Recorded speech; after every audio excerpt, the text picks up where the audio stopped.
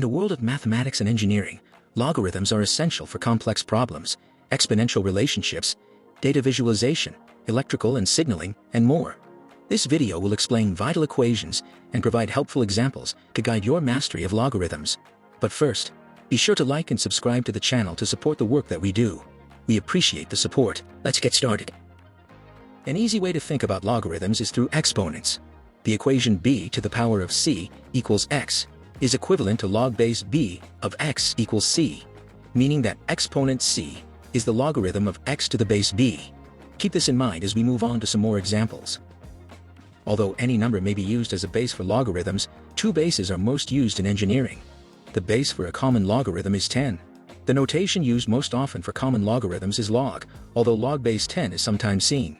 We would write log of x and assume the base is 10. The base for a natural logarithm is 2.71828 continued, an irrational number that is given the symbol e. The most common notation for a natural logarithm is ln, but log is sometimes seen. We would write natural log of x, where the base is e. Here's an example. What is the value of log base 10 of 10,000? Pause here to solve on your own. Think of this logarithm as looking for the power of 10 that produces 10,000.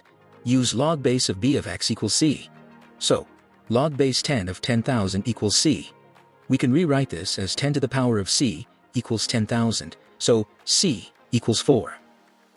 Let's talk about some important identities that you should know as an emerging engineer. Logarithmic identities are useful in simplifying expressions containing exponentials and other logarithms. Log base b of b to the power of equals n. For example, suppose we are given the expression log base 10 of 10 to the power of 4. Well, if you interpret the expression inside the log of 10 to the power of 4, you get 10,000. So, log base 10 of 10,000, which equals 4, our original exponent. Another useful identity is log of x to the power of c equals c times log of x. For example, let x equals 100 and c equals 2, where log of 100 to the power of 2 equals 2 times log of 100. If we simplify inside the logarithm on the left side, 100 squared equals 10,000. So, we can write log of 10,000. Evaluating the logarithm, we know log of 10,000 is 4. On the right-hand side, we write 2 log of 100. We can evaluate that log of 100 is 2, so 2 times 2 equals 4. Therefore, log of 100 to the power of 2 equals 2 times log of 100 equals 4. Next, x to the power of c equals antilog of the product of c and log of x. Let x equals 100 and c equals 2, such that 100 squared equals log of the product of 2 and log of 100. On the left-hand side, we can evaluate 100 squared to 10,000. On the right-hand side, we can evaluate log of 100 as 2, multiplying by 2 to get 4 inside of the antilog. Evaluating antilog of 4 equals 10,000, so 100 squared equals a nit log of the product of 2, and log of 100 equals 10,000. Next identity is log of x times y equals log of x plus log of y.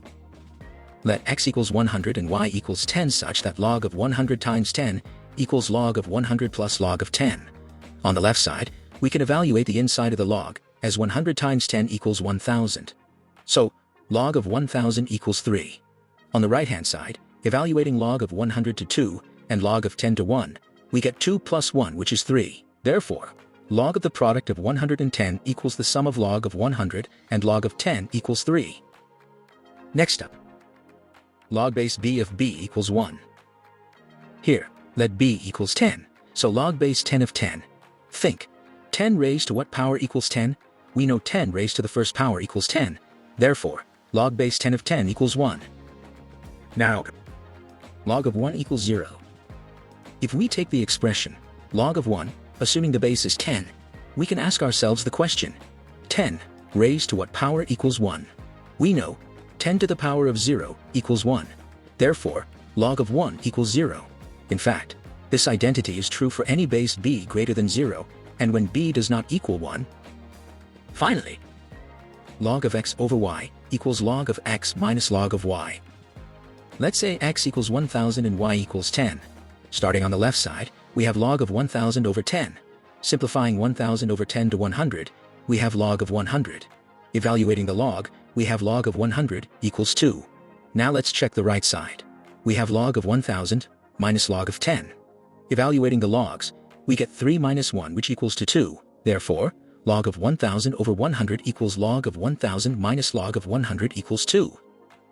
Now what happens if we need to change the base of our log? Or if we need to calculate a logarithm with any base quickly when the available resources only produce common or natural logarithms? We can use the following equation. Log base b of x equals log base a of x over log base a of b. Let's look at an example of the usefulness of this equation. Let's choose x equals 8, b equals 2, as we look to use a equals 10.